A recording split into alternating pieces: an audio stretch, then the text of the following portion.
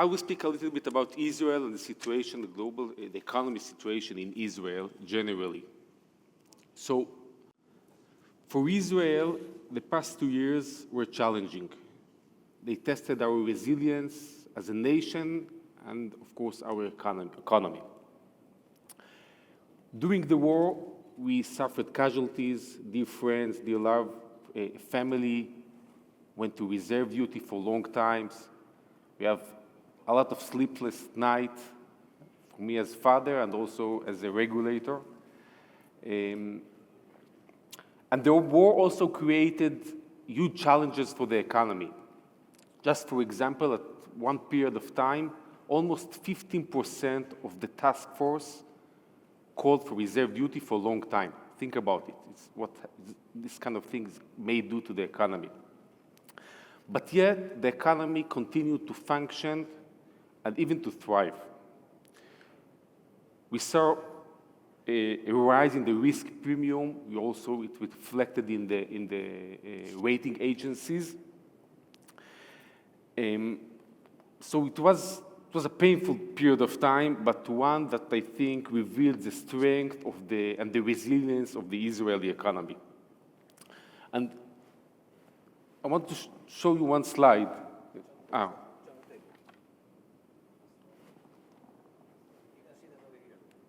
This one?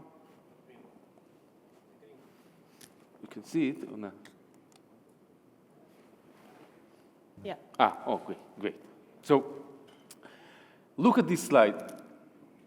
If you have to think which graph represent the Tel Aviv 125 index, which is a leading Tel Aviv index, and which one represent other leading indices in the world.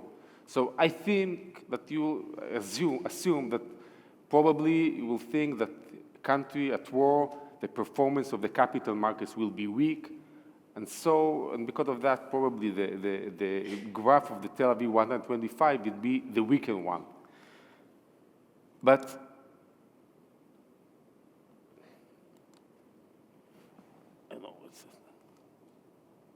okay. So as you can see, actually, the exact opposite happened.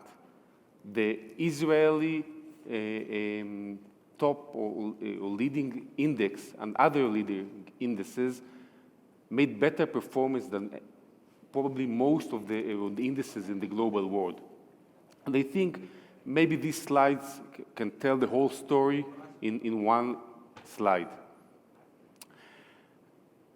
I must say that as regulators, it's not what we expected. And we think a lot about what is the reason or what is a secret recipe for the Israeli capital market that was able to be so strong and so resilient during this war. The answer, of course, is complicated. There are various factors and metrics in this, but in short, I would say it was resilience and optimism. The Tel Aviv Stock Exchange stayed open every day. Investors invest, continue to trade. Companies raise capital, and the performance you can see. And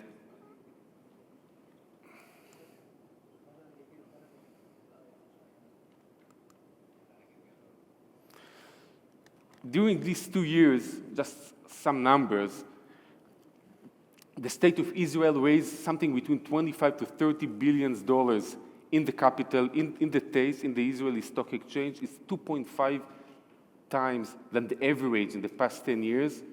And yet, the demands level were 3 or 4 times higher than the amount offered. We had 22 IPOs.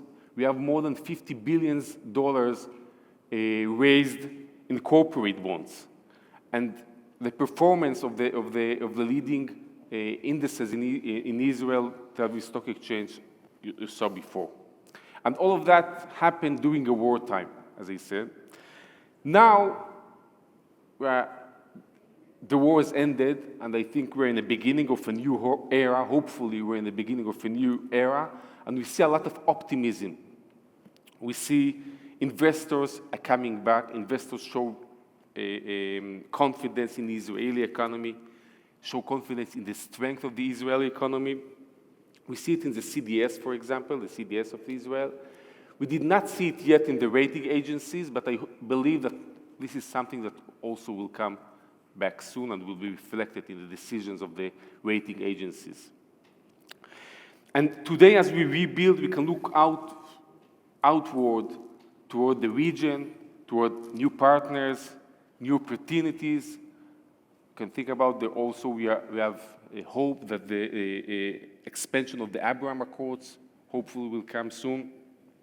And in this new environment, Israeli capital market is ready to play a key role, a central role. When I entered into office, one of my key goals was to open the Israeli capital market to the world, to be aligned with international regulation and international standards, and this is exactly what we are doing. And I have to want to give some,